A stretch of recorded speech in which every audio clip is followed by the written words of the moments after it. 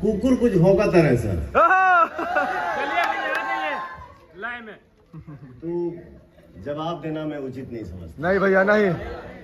भौंक ले जितना भौंकेगा वो, लेकिन अगर जवाब एक आई तो घरे खोज के मारा।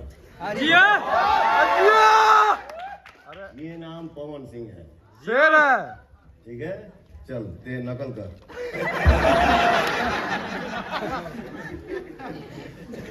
अगर जवाब आई दूगो कुत्ता भौंकता ना सर लखनऊ में। हाँ जाए तो भैया हमारा जाएगा पड़ी। हमारे के चिथड़ा उड़ाई लखनऊ में रहे ना दी लोग हमरा के। हाथी चले बाजार तो कुत्ता भो के आ जा। बानर बनाते।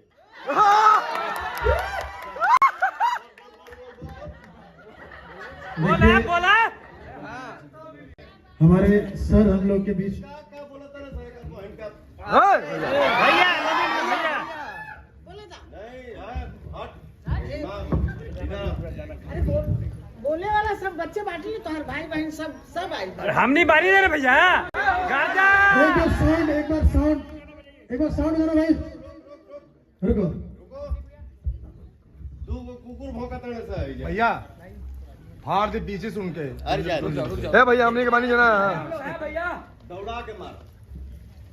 I am Pawan Singh.